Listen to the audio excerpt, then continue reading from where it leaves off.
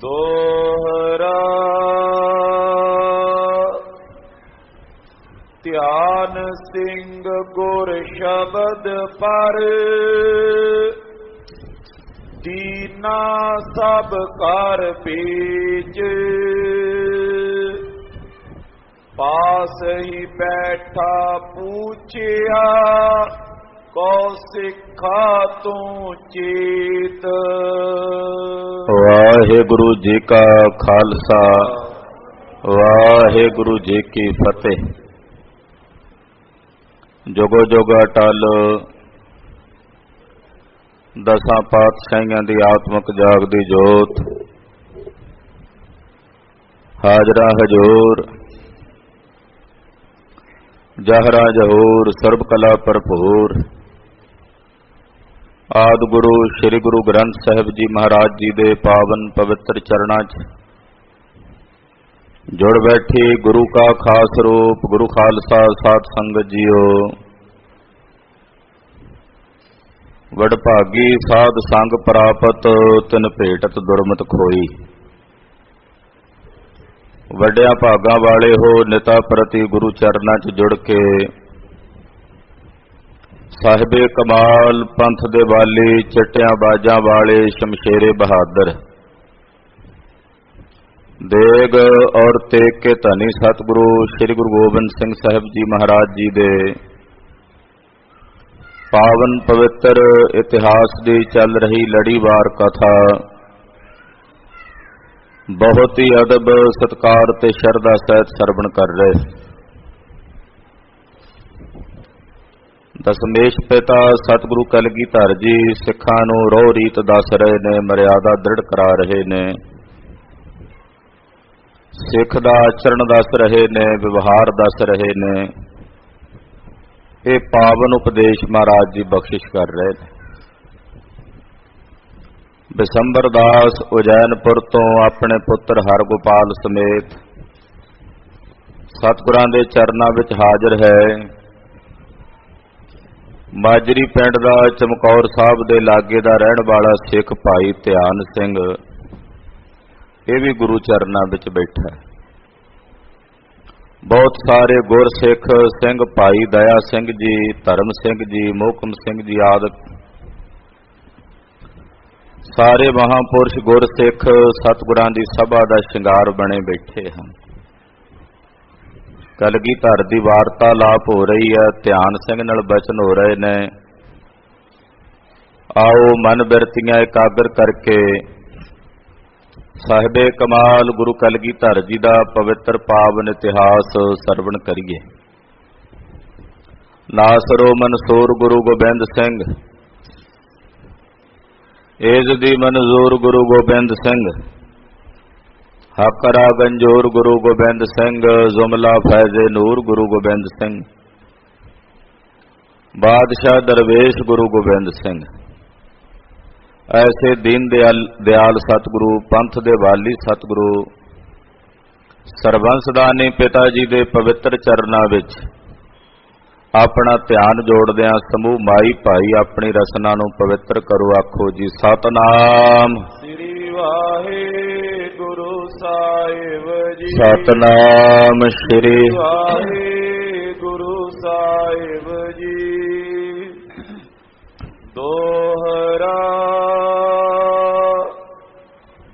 ध्यान सिंह गुर शब्द पर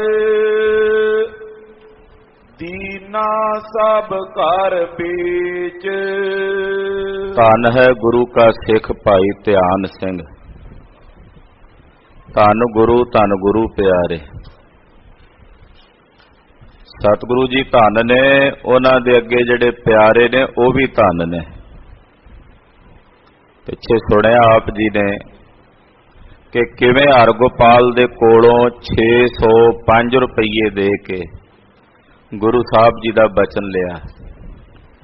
तो 600 रुपया देण वास्ते घर च है नहीं सी, पर अपना सारा घर वेच दिता सी ध्यान सिंह ने। घरवाली दे गहने गिरवी रख दिते सन। आख्या ये तां बड़ा सस्ता काम हो रहा है कि इतनी कीमती चीज ਆ ਕੇਵਲ ਕੁਝ ਕੁ ਰੁਪਈਆਂ ਦੇ ਬਦਲੇ ਪ੍ਰਾਪਤ ਹੋ ਰਹੀ ਹੈ, ਜਿਸ ਦਾ ਕੋਈ ਮੁੱਲ ਹੀ ਨਹੀਂ, ਉਹ ਬਚਨ ਪ੍ਰਾਪਤ ਹੋ ਰਹੇ ਨੇ ਅਮੋਲਕ। ਤੋ ਮਹਾਰਾਜ ਜੀ ਦੇ ਪਾਵਨ ਬਚਨ ਭਾਈ ਸਾਹਿਬ ਭਾਈ ਧਿਆਨ ਸਿੰਘ ਮਾਜਰੀ ਨੇ ਆਪਣਾ ਸਾਰਾ ਘਰ ਵੇਚ ਕੇ ਪ੍ਰਾਪਤ ਕੀਤੇ। ਪਾਸ ਹੀ ਬੈਠਾ ਪੁੱਛਿਆ ਕਉ ਸਿੱਖਾ ਤੂੰ ਚੇਤ। ਜਦੋਂ ਬਿਸੰਬਰ ਦਾਸ ਨਾਲ ਬਚਨ ਹੋ ਰਹੇ ਸਨ ਸਤਿਗੁਰੂ ਜੀ ਦੇ 101 ਅਰਦਾਸਾਂ ਮਹਾਰਾਜ ਜੀ ਨੇ ਦਸੀਆਂ, ਤੇ ਲਾਗੇ ਹੀ ਭਾਈ ਧਿਆਨ ਸਿੰਘ ਜੀ ਬੈਠੇ ਸਨ। ਤੋ ਕਲਗੀਧਰ ਪਾਤਸ਼ਾਹ ਜੀ ਮਹਾਰਾਜ ਜੀ ਪੁੱਛਦੇ, ਹਾਂ ਗੁਰੂ ਕਿਆ ਸਿੱਖਾ ਤੂੰ ਦੱਸ, ਤੂੰ ਆਪਣੇ ਬਾਰੇ ਦੱਸ, ਹੁਣ ਤੇਰੇ ਚਿੱਤ ਵਿੱਚ ਕੀ ਹੈ?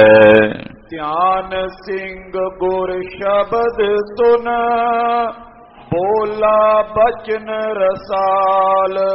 ਭਾਈ ਧਿਆਨ ਸਿੰਘ ਜੀ ਨੇ ਸਤਿਗੁਰੂ ਜੀ ਦੇ ਬਚਨ ਸੁਣੇ ਤੇ ਬੜੇ ਪਿਆਰ ਨਾਲ ਰਸ ਵਿੱਚ ਭਿੱਜੇ ਹੋਏ ਬੋਲ ਭਾਈ ਧਿਆਨ ਸਿੰਘ ਜੀ ਨੇ ਬੋਲੇ ਤੇ ਕਹਿਣ ਲੱਗੇ, ਮੇਰੀ ਸਿੱਖੀ ਦ੍ਰਿੜ ਪਾਈ ਸਤਿਗੁਰ ਹੋਏ ਕਿਰਪਾਲ। ਹੇ ਸਤਿਗੁਰੂ ਜੀ ਤੁਸੀਂ ਕਿਰਪਾਲ ਹੋਏ ਹੋ, ਤੁਹਾਡੀ ਕਿਰਪਾ ਨਾਲ ਮੇਰੀ ਸਿੱਖੀ ਦ੍ਰਿੜ ਹੋ ਗਈ।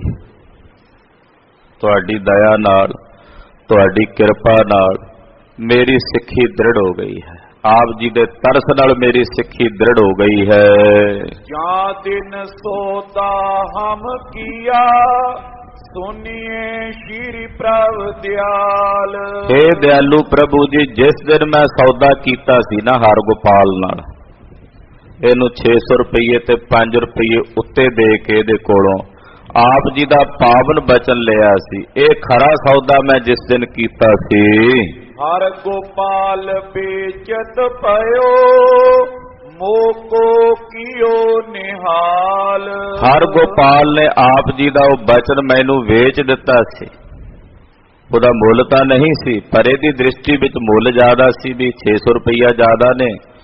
ਮੇਰੀ ਦ੍ਰਿਸ਼ਟੀ ਵਿੱਚ ਤਾਂ ਮਹਾਰਾਜ ਭਾਵੇਂ ਸਾਰੀ ਦੁਨੀਆ ਦੀ ਮਾਇਆ ਇੱਕ ਪਾਸੇ ਰੱਖ ਦਿੱਤੀ ਜੇ ਆਪ ਜੀ ਦੇ ਬਚਨ ਦਾ ਮੁੱਲ ਹੀ ਨਹੀਂ ਸੀ, ਪਰ ਇਹਦੀ ਦ੍ਰਿਸ਼ਟੀ 'ਚ ਤਾਂ 600 ਰੁਪਈਆ ਸੀ। ਇਹਨੇ ਜਦੋਂ ਹਰਗੋਪਾਲ ਨੇ ਆਪ ਜੀ ਦਾ ਬਚਨ ਮੈਨੂੰ ਵੇਚ ਦਿੱਤਾ ਤਾਂ ਮੈਂ ਉਸ ਵੇਲੇ ਆਪ ਜੀ ਦਾ ਉਹ ਬਚਨ ਲੈ ਕੇ ਨਿਹਾਲ ਹੋ ਗਿਆ। ਉਸੇ ਦਿਨ ਹੀ ਮਹਾਰਾਜ ਮੈਂ ਕਿਰਤਾਰਥ ਹੋ ਗਿਆ, ਮੇਰੀ ਜ਼ਿੰਦਗੀ ਸਫਲ ਹੋ ਗਈ। ਜੋ ਪਈ ਸਪਤ ਦਿਵਸ ਪੀਛੇ ਮੈਂ ਗਇਓ। ਮਹਾਰਾਜ ਜਦੋਂ 7 ਦਿਨ ਬੀਤ ਗਏ, ਯਾਨੀ ਕਿ ਹਰਗੋਪਾਲ ਚਲਾ ਗਿਆ, ਉਹਦੇ ਜਾਣ ਤੋਂ ਬਾਅਦ ਜਦੋਂ 7 ਦਿਨ ਬਤੀਤ ਹੋਏ ਤੇ 7 ਦਿਨਾਂ ਬਾਅਦ ਖੇਤ ਵਿਖੇ ਹਲ ਜੋਰਤ ਪਇਓ। ਮੈਂ ਆਪਣੇ ਖੇਤ ਵਿੱਚ ਗਿਆ ਤੇ ਖੇਤ 'ਚ ਜਾ ਕੇ ਹਲ ਜੋਇਆ। ਜਦੋਂ ਖੇਤ ਵਾਹਣ ਵਾਸਤੇ ਮੈਂ ਹਲ ਜੋਇਆ, ਕਾਟਿਓ ਬਾਤ ਜਬ ਸਿਆਰ। ਮਹਾਰਾਜ ਜਦੋਂ ਮੈਂ ਹਲ ਵਾਹ ਕੇ ਇੱਕ ਸਿਆੜ ਕੱਢਿਆ ਨਾ, ਬਲਦਾਂ ਦੇ ਪਿੱਛੇ ਪਿੱਛੇ ਚੱਲ ਕੇ ਫਲੇ ਨਾਲ, ਜਦੋਂ ਇੱਕ ਸਿਆੜ ਹਾਲੇ ਕੱਢਿਆ ਹੀ ਸੀ, ਘੁੰਮ ਕੇ ਜਾ ਰਿਹਾ ਸੀ, ਧਨ ਪ੍ਰਾਪਤ ਮੁਝ ਕਈ ਹਜ਼ਾਰ। ਤੇ ਮਹਾਰਾਜ ਦੂਜਾ ਸਿਆੜ ਹਾਲੇ ਮੈਂ ਕੱਢਣਾ ਸੀ, ਤੇ ਮਹਾਰਾਜ ਦੂਜੇ ਸਿਆੜ ਦੇ ਵਿੱਚੋਂ ਥੱਲਿਓਂ ਇੱਕ ਮਾਇਆ ਦੀ ਭਰੀ ਹੋਈ ਗਾਗਰ ਨਿਕਲੀ। ਮਹਾਰਾਜ ਮੇਰੀ ਜ਼ਮੀਨ ਸੀ, ਹਲ ਮੈਂ ਵਾਹ ਰਿਹਾ ਸੀ, ਤੇ ਇੱਕ ਸਿਆੜ ਹਾਲੇ ਵਾਹਿਆ ਹੀ ਸੀ ਤੇ ਦੂਜੇ ਸਿਆੜ ਦੇ ਵਿੱਚ ਮਹਾਰਾਜ ਬੇਅੰਤ ਮਾਇਆ ਜਿਹੜੀ ਘੜੇ ਵਿੱਚ ਭਰੀ ਹੋਈ, ਉਹ ਮੈਨੂੰ ਮਹਾਰਾਜ ਜੀ ਪ੍ਰਾਪਤ ਹੋਈ।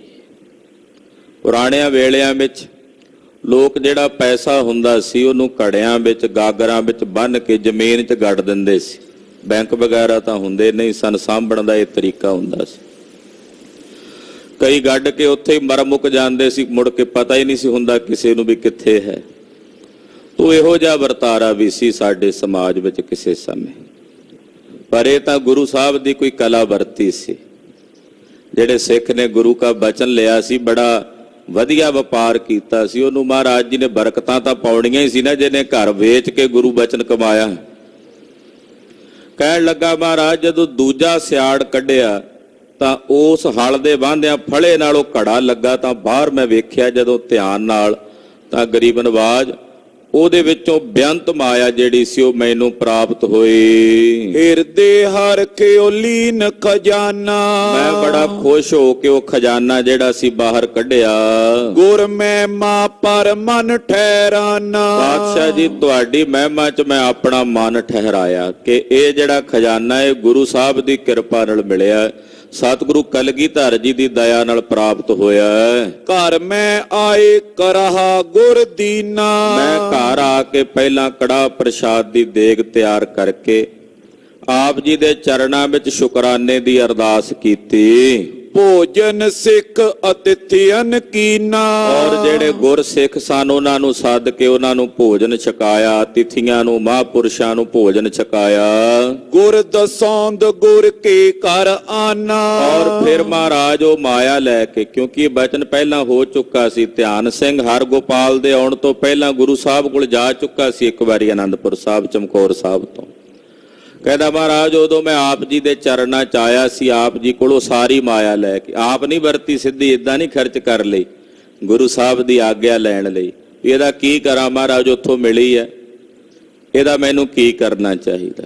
ਮਹਾਰਾਜ ਫਿਰ ਉਹ ਮੈਂ ਆਪ ਜੀ ਦੇ ਚਰਨਾਂ ਵਿੱਚ ਲੈ ਕੇ ਆਇਆ ਸਾਂ। ਗੁਰ ਸਨਮੁਖ ਤਨ ਕੀਨ ਬਿਡਾਨਾ, ਉਹ ਸਾਰਾ ਧਨ ਲਿਆ ਕੇ ਮੈਂ ਆਪ ਜੀ ਦੇ ਚਰਨਾਂ 'ਚ ਢੇਰੀ ਕਰ ਦਿੱਤਾ ਸੀ। ਤੁਮਰੀ ਵਸਤ ਕਹੋ ਸੋ ਕਹੋ ਰੋ, ਤੇ ਆਪ ਜੀ ਨੂੰ ਮੈਂ ਬੇਨਤੀ ਕੀਤੀ ਸੀ ਕਿ ਆਪ ਜੀ ਦਾ ਧਨ ਹੈ ਮਹਾਰਾਜ, ਇਹ ਸਾਰੀ ਮਾਇਆ ਤੁਹਾਡੀ ਹੈ ਸਾਰੇ ਸੰਸਾਰ 'ਚ, ਇਹ ਧਨ ਵੀ ਮਹਾਰਾਜ ਜੀ ਆਪ ਜੀ ਦਾ, ਤੇ ਤੁਸੀਂ ਆਪਣਾ ਧਨ ਆਪ ਸੰਭੋ। ਖਰਚੋਂ ਕੈਠਾਂ ਧਨ ਤਰੋਂ, ਤੇ ਮਹਾਰਾਜ ਆਗਿਆ ਕਰੋ ਮੇਰੇ ਲਈ ਕੀ ਹੁਕਮ ਹੈ। ਇਹ ਆਪ ਜੀ ਦੇ ਚਰਨਾਂ 'ਚ ਅਰਪਣ ਕਰਦੇ ਆ, ਇਹਨੂੰ ਕਿੱਥੇ ਖਰਚਾਂ ਜਾਂ ਕਿਸੇ ਨੂੰ ਦੇ ਦਿਆਂ ਜੇ ਕਿਸੇ ਦਾ ਹੈ ਤਾਂ। ਉਹ ਆਪ ਜੀ ਕਿਰਪਾ ਕਰਕੇ ਮਹਾਰਾਜ ਜੀ ਮੈਨੂੰ ਦੱਸੋ। ਏਦਾਂ ਮੈਂ ਆਪ ਜੀ ਨੂੰ ਬੇਨਤੀ ਕੀਤੀ ਸੀ। ਸੌਦਾ ਸਤਿਗੁਰ ਤੇ ਇਹ ਆਇਓ, ਕਿਉਂਕਿ ਸੌਦਾ ਤਾਂ ਮਹਾਰਾਜ ਤੁਹਾਡੇ ਕੋਲੋਂ ਆਇਆ, ਮੈਨੂੰ ਤੁਹਾਡੇ ਬਚਨਾਂ ਨਾਲੇ ਮਾਇਆ ਦੇ ਬੇਅੰਤ ਗੱਫੇ ਜਿਹੜੇ ਨੇ ਉਹ ਮੈਨੂੰ ਪ੍ਰਾਪਤ ਹੋ ਗਏ। ਗੁਰ ਦਸੌਂਦ ਮੈਂ ਆਨ ਚੜਾਇਓ, ਇਸ ਕਰਕੇ ਮਹਾਰਾਜ ਇਹ ਦਸੌਂਦ ਮੈਂ ਆਪ ਜੀ ਦੇ ਚਰਨਾਂ 'ਚ ਲਿਆ ਕੇ ਭੇਟ ਕੀਤਾ ਵੀ ਇਹ ਤੁਹਾਡਾ ਹੀ ਹੈ ਸਾਰਾ। ਮਸਤਕ ਟੇਕ ਗਇਓ ਮੈਂ ਤਬੇ, ਉਹ ਸਤਿਗੁਰੂ ਜੀ ਨੇ ਆਖਿਆ ਸੀ ਸਿੱਖਾ ਇਹ ਤੂੰ ਲੈ ਜਾ, ਇਹ ਤੇਰਾ, ਇਹ ਤੂੰ ਖਰਚ। ਤੇ ਮਹਾਰਾਜ ਆਪ ਜੀ ਦੇ ਹੁਕਮ ਨਾਲ ਉਹ ਮਾਇਆ ਮੈਂ ਲੈ ਕੇ ਘਰ ਚਲਾ, ਉਹਦੇ ਵਿੱਚੋਂ ਜਿਹੜਾ ਦਸਵੰਧ ਸੀ ਆਪ ਜੀ ਦੇ ਚਰਨਾਂ 'ਚ ਭੇਟ ਕਰ ਦਿੱਤਾ।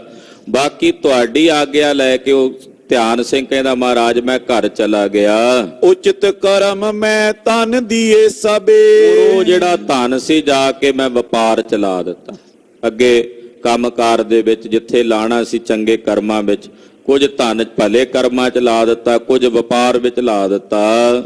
ਭਲੋ ਪਇਓ ਏ ਸਿੱਖ ਐ ਸਨਮੁਖ, ਮਹਾਰਾਜ ਫਿਰ ਉਹਦਾ ਅੱਗੇ ਵਾਧਾ ਹੋਇਆ, ਉਹਦਾ ਦਸਵੰਧ ਮੈਂ ਅੱਜ ਤੁਹਾਡੇ ਕੋਲ ਲਿਆਇਆ।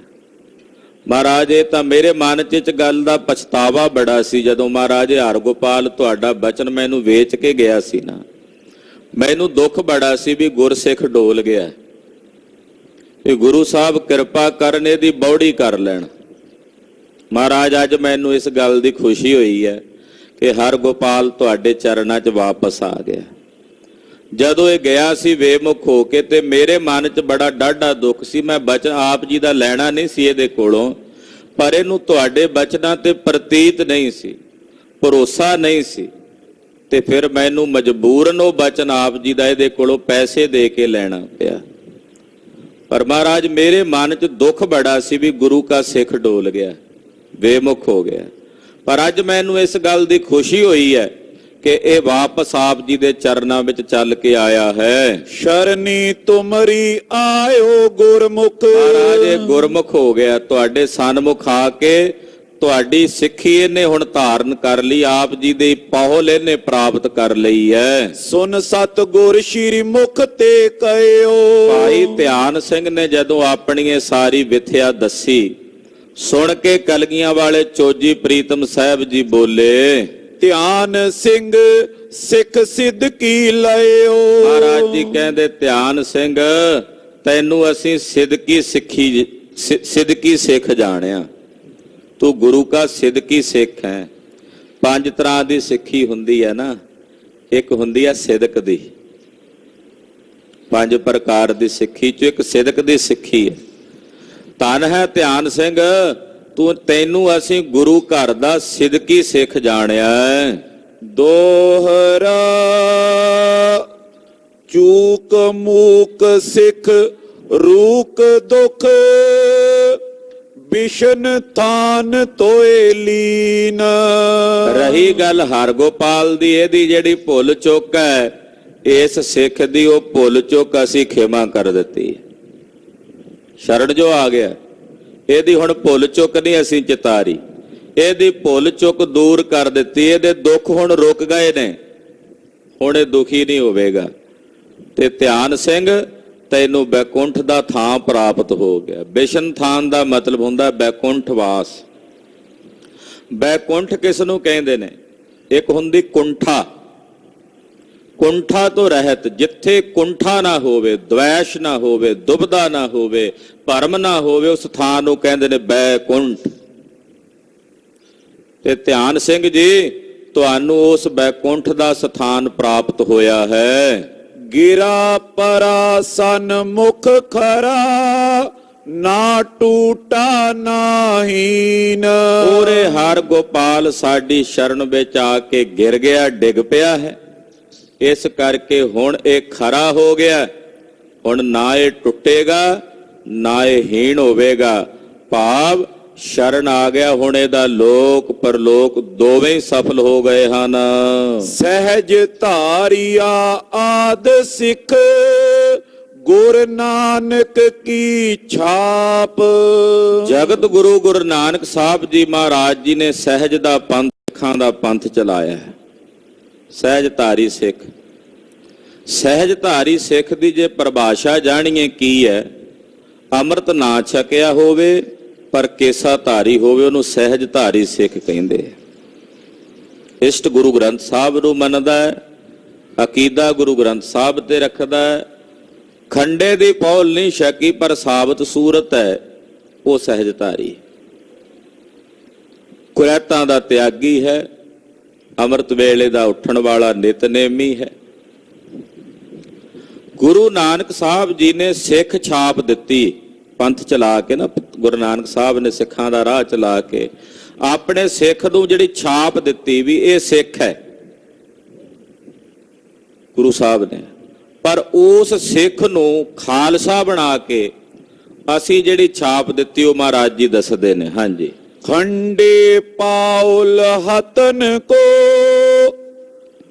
ਖੰਡੇ ਪਾਉਲ ਹਤਨ ਕੋ ਤੁਰਕਨ ਸਿੰਘਨ ਥਾਪ। ਗੁਰੂ ਨਾਨਕ ਸਾਹਿਬ ਨੇ ਪੰਥ ਚਲਾ ਕੇ ਛਾਪ ਦਿੱਤੀ ਸਿੱਖ ਵੀ ਇਹ ਮੇਰਾ ਸਿੱਖ ਹੈ, ਤਾਂ ਮਹਾਰਾਜ ਜੀ ਕਹਿੰਦੇ ਉਸ ਸਿੱਖ ਨੂੰ ਖੰਡੇ ਦੀ ਪੌਲ ਛਕਾ ਕੇ ਅਸੀਂ ਉਸ ਸਿੱਖ ਨੂੰ ਛਾਪ ਦਿੱਤੀ ਹੈ ਸਿੰਘ ਦੀ। ਸਿੱਖ ਨੂੰ ਸਿੰਘ ਬਣਾਇਆ।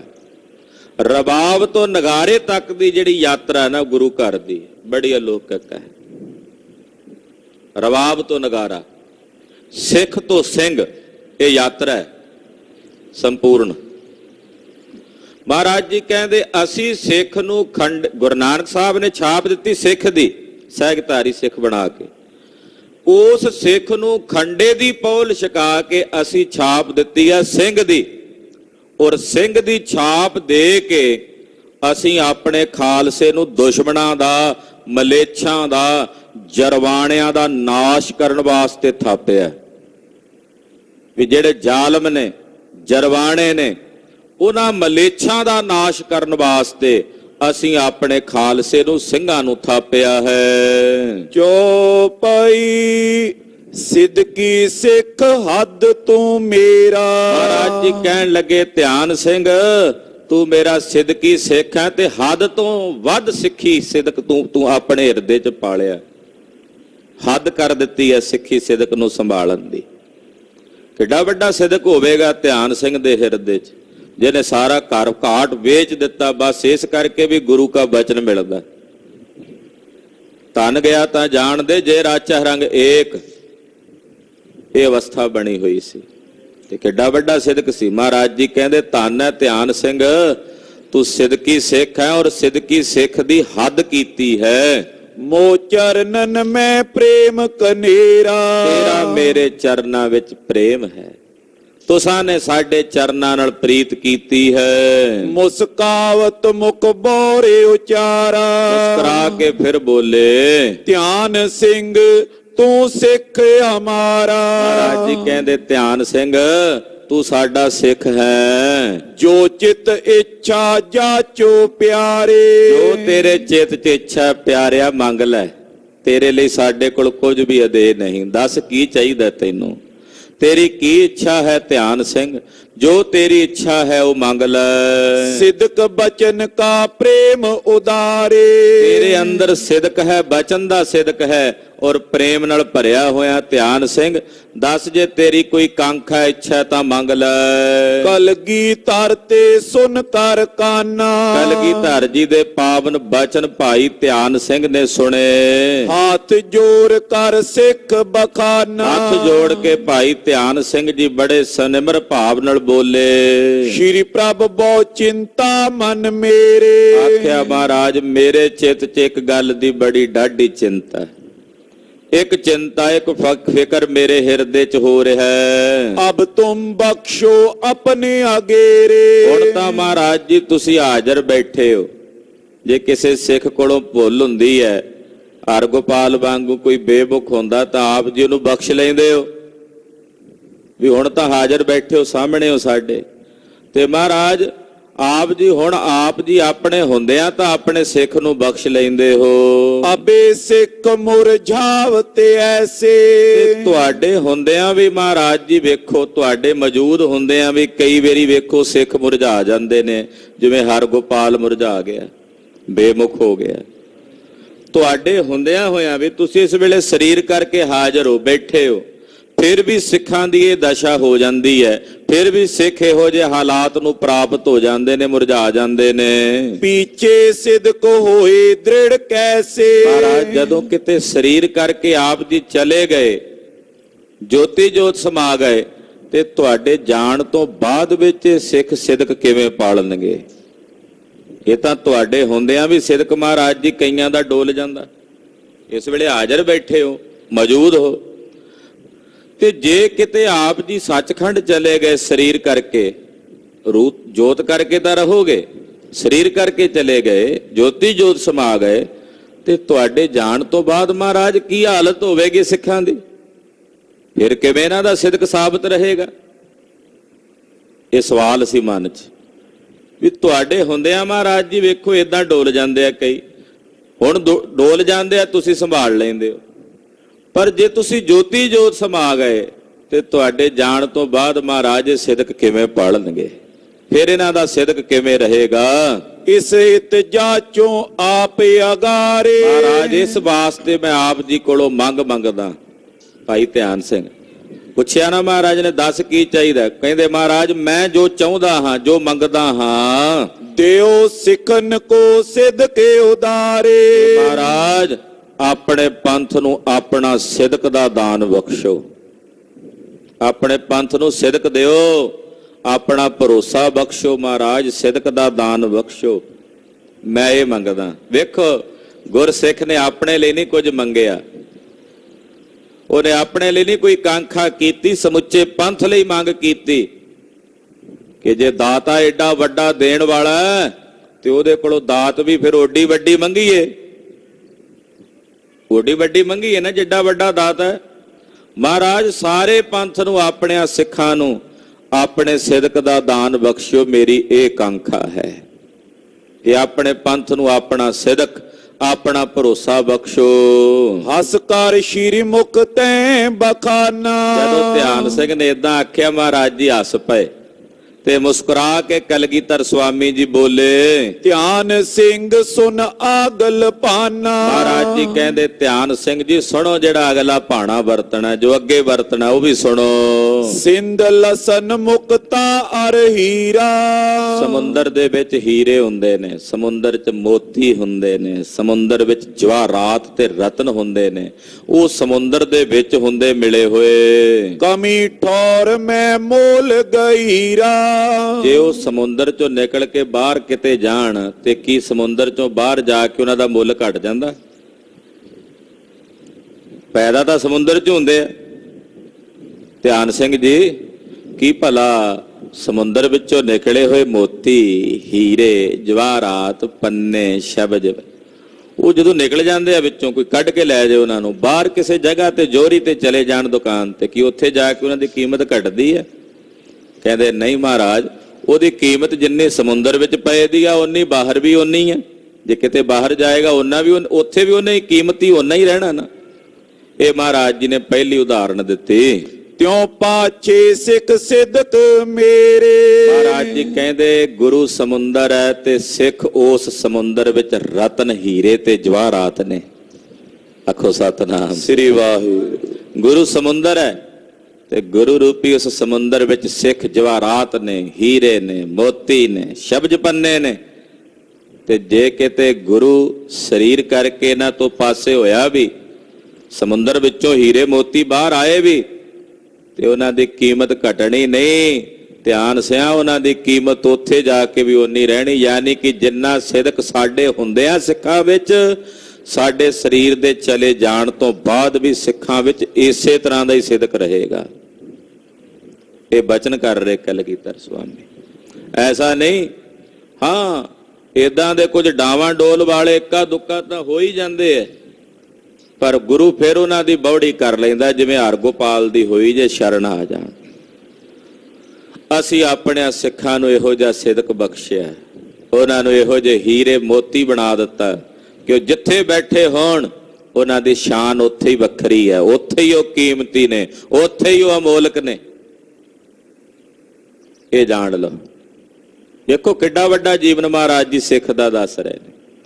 ਹੀਰਾ ਜਾਂ ਕੋਈ ਸ਼ਬਜ ਮੋਤੀ ਸਮੁੰਦਰ ਵਿੱਚ ਪਿਆ ਜਿੰਨਾ ਕੀਮਤੀ, ਸਮੁੰਦਰ ਚੋਂ ਬਾਹਰ ਪਿਆ ਹੋਇਆ ਵੀ ਉਨਾ ਹੀ ਕੀਮਤੀ ਹੈ।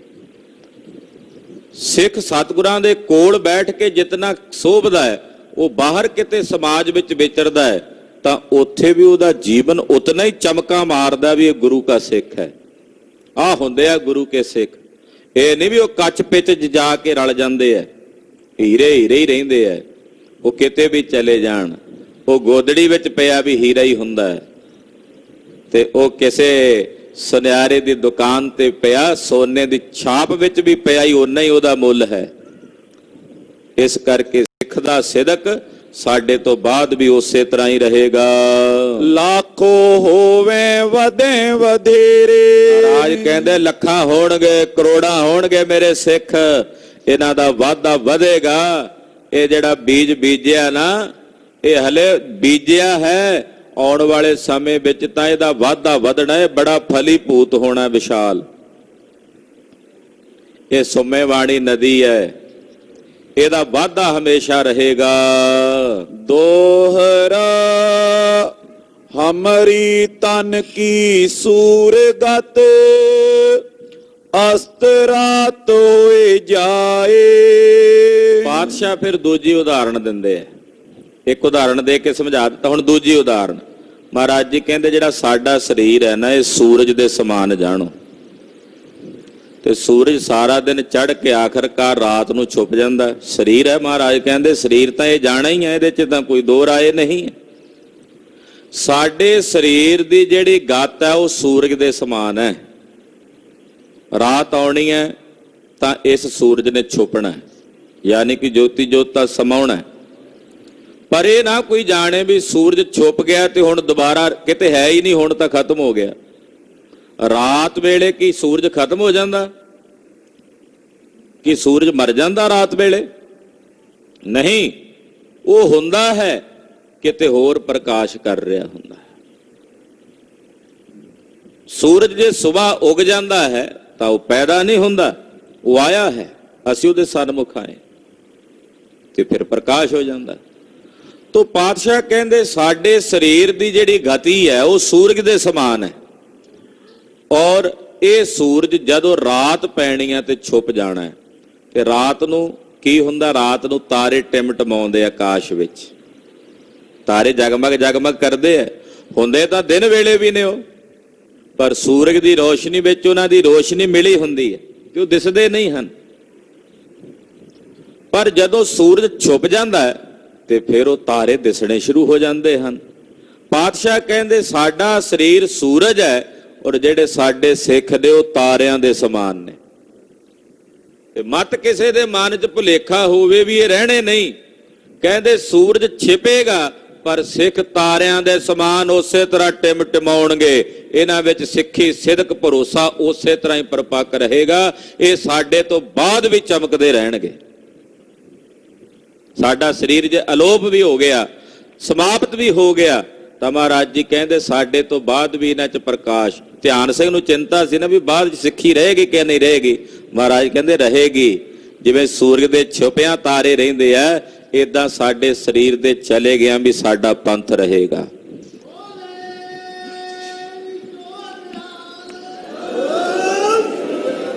ਇਹ ਪੰਥ ਦੀਆਂ ਜੜ੍ਹਾਂ ਅਕਾਲ ਪੁਰਖ ਦੇ ਢਿੱਡ 'ਚ ਅਸੀਂ ਲਾਈਆਂ, ਪਰਮੇਸ਼ਰ ਦੇ ਪੇਟ ਵਿੱਚ ਲਾਈਆਂ ਹੋਈਆਂ, ਤੇ ਪ੍ਰਮਾਤਮਾ ਦੇ ਪੇਟ ਨੂੰ ਕੋਈ ਪਾੜ ਨਹੀਂ ਸਕਦਾ, ਕੋਈ ਨਹੀਂ ਪਾੜ ਸਕਦਾ। ਪਰਮਾਤਮਾ ਦਾ ਪੇਟ, ਕਿਹਦੇ 'ਚ ਤਾਕਤ ਆ ਵੀ ਉਹਦੇ ਪੇਟ ਨੂੰ ਕੋਈ ਪਾੜ ਕੇ ਜੜ੍ਹਾਂ ਕੱਢ ਸਕੇ। ਇਹ ਪੰਥ ਦੀਆਂ ਜੜ੍ਹਾਂ ਮਹਾਰਾਜ ਜੀ ਕਹਿੰਦੇ ਅਕਾਲ ਪੁਰਖ ਦੇ ਪੇਟ ਵਿੱਚ ਨੇ। ਇਸ ਕਰਕੇ ਜਦੋਂ ਤੱਕ ਇਹ ਧਰਤੀ ਰਹੇਗੀ, ਬ੍ਰਹਿਮੰਡ ਰਹੇਗਾ, ਉਦੋਂ ਤੱਕ ਇਹ ਖਾਲਸਾ ਪੰਥ ਵੀ ਰਹੇਗਾ। ਮਤ ਕਿਸੇ ਦੇ ਮਨ 'ਚ ਭਰਮ ਹੋਵੇ ਕਿ ਪੰਥ ਮੁੱਕ ਜਾਏਗਾ। ਹਾਂ, ਚਿੰਤਾ ਹੋਣੀ ਚਾਹੀਦੀ, ਆਪਣੀਆਂ ਕਮੀਆਂ ਸਾਨੂੰ ਵੇਖਣੀਆਂ ਚਾਹੀਦੀਆਂ ਨੇ, ਉਹਨਾਂ ਦਾ ਵਿਸ਼ਲੇਸ਼ਣ ਸਾਨੂੰ ਕਰਨਾ ਚਾਹੀਦਾ ਹੈ। ਪਰ ਨਾਸਤਿਕ, ਨਕਾਰਾਤਮਕ ਬਿਰਤੀ ਜਿਹੜੀ ਹੈ ਉਹ ਨਹੀਂ ਆਪਣੇ ਹਿਰਦੇ 'ਚ ਬਣਾਉਣੀ ਚਾਹੀਦੀ ਵੀ ਮੁੱਕ ਜਾਏਗਾ ਪੰਥ। ਗਰਜਾ ਸਿੰਘ ਬੋਤਾ ਸਿੰਘ ਨੇ ਆਖਿਆ ਜੇ ਦੋ ਬੈਠਿਆਂ ਤੇ ਪੰਥ ਹੈ। ਸੁਨੇਹਾ ਭੇਜਿਆ ਲਾਹੌਰ ਨੂਰ ਦੀ ਸਰਾਂ ਤੋਂ, ਮਤ ਤੇਰੇ ਮਨ 'ਚ ਭੁਲੇਖਾ ਹੋਵੇ ਅਸੀਂ ਮੁੱਕ ਗਏ ਹਾਂ। ਆ ਲਾਇਆ ਹੋਇਆ ਟੈਕਸ ਇੱਥੇ, ਆਖੀ ਭਾਬੀ ਖਾਨੋ ਨੂੰ ਤੇਰਾ ਸਿੰਘ ਜਵਾਈ ਖਲੋਤਾ, ਨਾ ਹੈ ਉਸ ਕਾ ਬੋਤਾ ਹੱਥ ਵਿੱਚ ਫੜਿਆ ਮੋਟਾ ਸੋਟਾ। ਇਹ ਬਚਨ ਕਹੇ ਸਨ ਲਿਖ ਕੇ, ਇਹ ਬਿਰਤੀ ਦਿੱਤੀ ਹੈ। ਹਾਂ, ਵਿਸ਼ਲੇਸ਼ਣ ਜ਼ਰੂਰ ਹੋਣਾ ਚਾਹੀਦਾ, ਇਹਦੇ ਬਾਰੇ ਵਿਚਾਰਾਂ ਹੋਣੀਆਂ ਚਾਹੀਦੀਆਂ ਕਿ ਸਾਡੇ ਅੰਦਰ ਕਮੀ ਕਿੱਥੇ ਆ ਰਹੀ ਹੈ, ਕਿਉਂ ਸਾਡੇ ਅੰਦਰ ਗਿਰਾਵਟ ਆ ਰਹੀ ਹੈ। ਉਸ ਨੂੰ ਚੜ੍ਹਦੀ ਕਲਾ ਵਾਸਤੇ ਕਰਨ ਲਈ ਸਾਨੂੰ ਕੀ ਯਤਨ ਕਰਨੇ ਚਾਹੀਦੇ ਨੇ। ਇਹ ਬੁੱਧੀਜੀਵੀਆਂ ਨੂੰ ਸਿਰ ਜੋੜ ਕੇ ਬੈਠਣਾ ਚਾਹੀਦਾ ਵਿਚਾਰ ਕਰਨ ਲਈ। ਕੇਵਲ ਭਰਮਗ੍ਰਸਤ ਹੋ ਕਰਕੇ ਭਰਮ ਹੀ ਨਹੀਂ ਪਾਉਣੇ ਚਾਹੀਦੇ, ਉਹਦੇ ਲਈ ਵਿਸ਼ਲੇਸ਼ਣ ਹੋਣਾ ਚਾਹੀਦਾ। ਜਿਹੜੀਆਂ ਕਮੀਆਂ ਨੇ ਦੂਰ ਕਰਨੀਆਂ ਚਾਹੀਦੀਆਂ ਹਨ। ਹਾਂਜੀ। ਕੂਕ ਉਠਤ ਜਗ ਮੈਂ ਲਸਤ, ਤਿਉ ਸਿੰਘੀ ਮਾਮੇ ਆਏ। ਮਹਾਰਾਜ ਕਹਿੰਦੇ ਸੂਰਜ ਛਿਪਣ ਤੋਂ ਬਾਅਦ ਜਿਵੇਂ ਤਾਰੇ ਚਮਕਦੇ ਨੇ, ਇਸੇ ਤਰ੍ਹਾਂ ਜਦੋਂ ਸਾਡਾ ਸਰੀਰ ਰੂਪੀ ਇਹ ਸੂਰਜ ਛੁਪੇਗਾ, ਮੇਰੇ ਸਿੰਘ, ਮੇਰਾ ਖਾਲਸਾ ਤਾਰਿਆਂ ਵਾਂਗੂ ਫਿਰ ਚਮਕੇਗਾ। ਉਹਨੇ ਫਿਰ ਵੀ ਰਹਿਣਾ। ਸੂਰਜ ਦੇ ਹੁੰਦਿਆਂ ਤਾਰੇ ਹੁੰਦੇ ਨੇ, ਪਰ ਉਹਦੀ ਰੋਸ਼ਨੀ ਸੂਰਜ ਵਿੱਚ ਹੀ ਸਮਿਲਿਤ ਹੁੰਦੀ ਹੈ। ਪਰ ਜਦੋਂ ਗੁਰੂ ਸਰੀਰ ਕਰਕੇ ਨਾ ਰਹੇਗਾ, ਜੋਤ ਕਰਕੇ ਤਾਂ ਪੰਥ ਵਿੱਚ ਹੀ ਆ। ਮਹਾਰਾਜ ਜੀ ਕਹਿੰਦੇ ਮੈਂ ਪੰਥ ਵਿੱਚ ਹੀ ਵਰਤਦਾ ਹਾਂ। ਫਿਰ ਇਹਨਾਂ ਦੀ ਰੋਸ਼ਨੀ ਉਸੇ ਤਰ੍ਹਾਂ ਰਹੇਗੀ, ਭਾਵ ਸਿੱਖੀ ਰਹੇਗੀ। ਸਿਦਕ ਦਿਆ ਵਿਭੂਤਾ ਦਈ, ਵਿਦਿਆ ਦੀਨੀ ਪੂਰੇ। ਧਿਆਨ ਸਿੰਘ, ਮੈਂ ਆਪਣੇ ਪੰਥ ਨੂੰ ਸਿਦਕ ਦਿੱਤਾ, ਮੈਂ ਆਪਣੇ ਪੰਥ ਨੂੰ ਵਿਭੂਤੀਆਂ, ਸੰਪਦਾ, ਰਾਜ, ਪਾਤਸ਼ਾਹੀਆਂ, ਨਵਾਬੀਆਂ, ਜਥੇਦਾਰੀਆਂ ਦਿੱਤੀਆਂ ਨੇ। ਮੈਂ ਆਪਣੇ ਪੰਥ ਨੂੰ ਵਿਦਿਆ ਦਾ ਦਾਨ ਵੀ ਦਿੱਤਾ ਹੈ। ਮੈਂ ਕੁਝ ਨਹੀਂ ਰੱਖਿਆ ਆਪਣੇ ਕੋਲ, ਜੋ ਸੀ ਮੈਂ ਸਾਰਾ ਪੰਥ ਨੂੰ ਦੇ ਦਿੱਤਾ। ਵਿਦਿਆ ਵੀ ਦੇ ਦਿੱਤੀ ਹੈ, ਸਿਦਕ ਵੀ ਦੇ ਦਿੱਤਾ, ਤੇ ਸਿਦਕ ਵੀ ਇੰਨੇ ਕਮਾਲ ਦਾ ਦਿੱਤਾ ਕਲਗੀਧਰ ਨੇ ਆਪਣੇ ਪੰਥ ਨੂੰ। ਬਲਿਹਾਰ ਜਾਈਏ, ਭਾਈ ਤਾਰੂ ਸਿੰਘ ਤੋਂ 300 ਸਾਲਾਂ ਪਿੱਛੇ ਮਨਾ ਹਟੇ ਹਾਂ। ਸਿਰ ਲੱਥ ਜਾਏ, ਖੋਪਰ ਲੱਥ ਜਾਏ, ਪਰ ਗੁਰੂ ਕਾ ਸਿੱਖੀ ਸਿਦਕ ਨਾ ਜਾਵੇ। ਕੈਸੇ ਕਮਾਲ ਦਾ ਸਿਦਕ। ਧੰਨ ਭਾਈ ਤਾਰੂ ਸਿੰਘ, ਧੰਨ ਭਾਈ ਸੁਬੇਗ ਸਿੰਘ। ਨੌਜਵਾਨ ਪੁੱਤਰ ਅੱਖਾਂ ਦੇ ਸਾਹਮਣੇ ਸ਼ਹਬਾਜ਼ ਸਿੰਘ ਸ਼ਹੀਦ ਕੀਤਾ ਜਾ ਰਿਹਾ। ਆਖਿਆ ਸੁਬੇਗ ਸਿਆਂ, ਬਚਾ ਲੈ ਆਪਣੇ ਪੁੱਤ ਨੂੰ, ਛੱਡ ਦੇ ਇਸ ਸਿੱਖੀ ਨੂੰ। ਤੇ ਭਾਈ ਸੁਬੇਗ ਸਿੰਘ ਜੀ ਨੇ ਅੱਗਾ ਵਚਨ ਕਿਹਾ, आख्या हम कारण गुरकुल है गवाई, हम कुल राखै कबन बढ़ाई। साडे लई साडे गुरु ने अपनी कुल वार दिती, मैं अपनी कुल रख के की करनी है।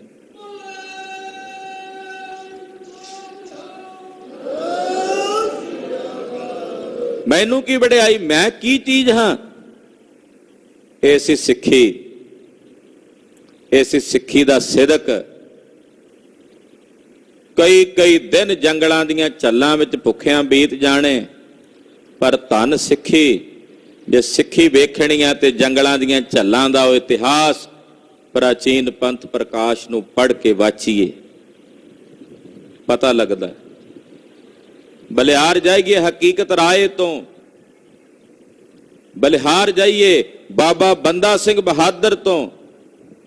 कैसी सिक्खी, आहा 4 साल का बच्चा गोद च पकड़ के कोया जा रहा है, कलेजा कढ़ के मुंह च तुन्या जा रहा है। धन भाई बाबा बंदा सिंह बहादुर जिहड़ा कहंदा मैनू मेरे गुरु की सिक्खी प्यारी है। ये सिदक मेरे साहब ने दिता अपने सिखां नूं, ये सिदक दा दान है।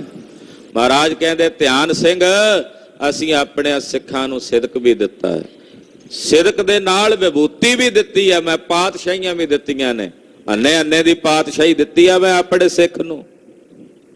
मेरे सिख राजे होणगे। जदों ये बचन कलगीधर स्वामी करदे सन उस वेले लोकां दे सवाल हुंदे सी, राजे तां मुगल ने, बादशाहियां तां उन्हां दियां ने, 22-22 लाख फौजां दे मालक ये इकट्ठे जे करके लोकां नूं पिंडां च निवाणिਆਂ जिहां नूं कहते मेरे पातशाह होणगे, राजे होणगे। राज कित्थे मिलना इन्हां नूं?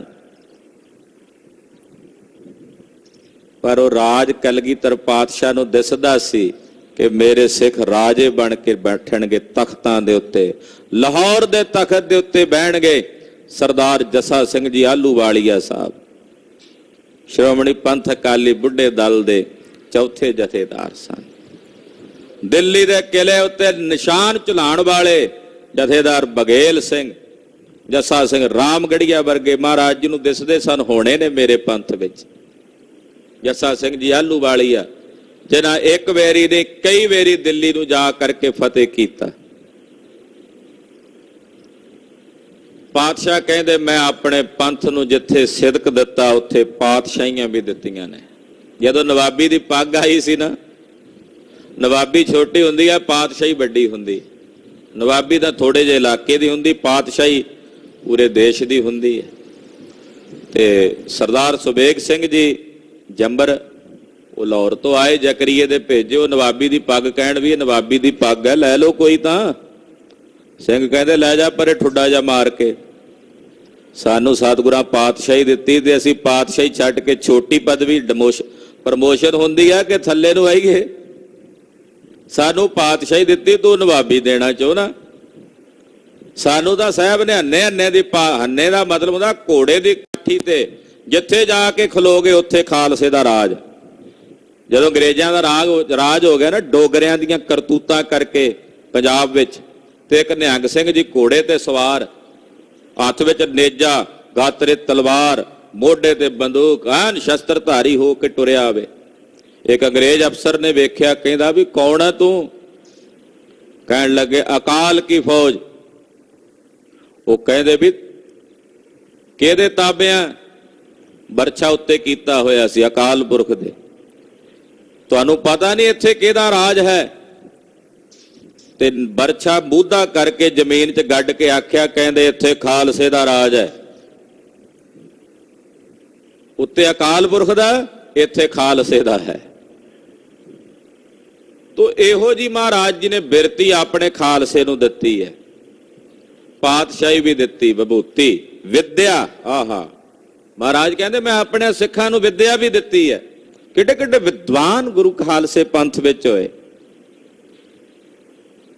कदे पंडित तारा सिंह जी नरोत्तम वर्गे कैसे कैसे विद्वान, कलगीधर पातशाह जी दे समकाली भाई साहब भाई नंद लाल साहब कैसे चोटी दे विद्वान ने। प्यारे भाई दया सिंह जी अंदर कैसी विद्या सफुरत हुंदी है। कितने विद्वान खालसे पंथ विच होए, उन्हां विद्वानां दी भी गिणती कोई नहीं। कैसे कैसे विद्वान, ਐਸੇ ਐਸੇ ਮਾਰਤੰਡ ਵਿਦਵਾਨ ਕਿ ਜਿਨ੍ਹਾਂ ਦਾ ਕੋਈ ਸਾਨੀ ਨਹੀਂ ਹੈ। ਇੰਨੀ ਵਿਦਿਆ ਮਹਾਰਾਜ ਜੀ ਨੇ ਆਪਣੇ ਪੰਥ ਨੂੰ ਦਿੱਤੀ ਹੈ। ਇਤਨੀ ਵਿਦਿਆ ਮਹਾਰਾਜ ਕਹਿੰਦੇ ਮੈਂ ਆਪਣੇ ਪੰਥ ਨੂੰ ਵਿਦਿਆ ਵੀ ਦਿੱਤੀ ਹੈ। ਬਨਖੰਡੀ ਜੀ ਵਰਗੇ ਉਦਾਸੀਨ ਮਹਾਪੁਰਸ਼ ਕੈਸੇ ਵਿਦਵਾਨ ਸਨ ਕਿ ਜਿਨ੍ਹਾਂ ਦੇ ਵਿਦਿਆ ਦੇ ਲੋਹੇ ਨੂੰ ਕਾਸ਼ੀ ਤੇ ਬਨਾਰਸ ਦੇ ਵਿਦਵਾਨ ਪੰਡਤ ਵੀ ਸੀਸ ਝੁਕਾ ਕੇ ਮੰਨਦੇ ਸਨ। ਐਸੇ ਐਸੇ ਵਿਦਵਾਨ ਤੋ ਪਾਤਸ਼ਾਹ ਕਹਿੰਦੇ ਮੈਂ ਵਿਦਿਆ ਵੀ ਆਪਣੇ ਪੰਥ ਨੂੰ ਬਖਸ਼ੀ ਹੈ। ਰਟਤ ਸਿੰਘ ਮਮ ਤੇਜ ਵਦੇ ਬੈਠਤ ਮਤੋ ਮੂਰ। ਮਹਾਰਾਜ ਜੀ ਕਹਿੰਦੇ ਜਿਉਂ-ਜਿਉਂ ਸਿੰਘ ਮੇਰਾ ਨਾਮ ਰਟਣਗੇ ਤਿਵੇਂ ਤਿਵੇਂ ਇਹਨਾਂ ਦਾ ਤੇਜ ਹੋਰ ਵੱਧਦਾ ਜਾਏਗਾ, ਹੋਰ ਵੱਧਦਾ ਜਾਏਗਾ। ਆਖੋ ਸਤਿਨਾਮ ਸ੍ਰੀ ਵਾਹਿਗੁਰੂ। ਅੱਜ ਤੇਜ ਪ੍ਰਤਾਪ ਘਟਣ ਦਾ ਕਾਰਨ ਕੀ ਹੈ? ਅਸੀਂ ਸਿਮਰਨ ਭਜਨ ਛੱਡ ਦਿੱਤਾ ਹੈ।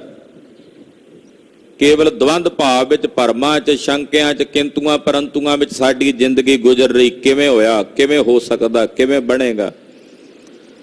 ਭਜਨ ਵਾਲੇ ਪਾਸੇ ਸਾਡਾ ਧਿਆਨ ਘਟ ਗਿਆ। ਮਹਾਰਾਜ ਕਹਿੰਦੇ ਜਿਵੇਂ ਜਿਵੇਂ ਸਿੰਘ ਮੇਰਾ ਨਾਮ ਜਪਣਗੇ ਤਿਵੇਂ ਤਿਵੇਂ ਇਹਨਾਂ ਦਾ ਤੇਜ ਵਧੇਗਾ। ਔਰ ਜੇ ਕੋਈ ਮੂਰਖ ਵੀ ਪੰਥ ਦੇ ਵਿੱਚ ਆ ਕੇ ਬੈਠੇਗਾ ਤਾਂ ਉਹ ਵੀ ਸੁਮਤਵਾਨ ਹੋ ਨਿਬੜੇਗਾ, ਉਹ ਵੀ ਸੁਮਤ ਵਾਲਾ ਸਿਆਣਾ ਹੋ ਜਾਵੇਗਾ।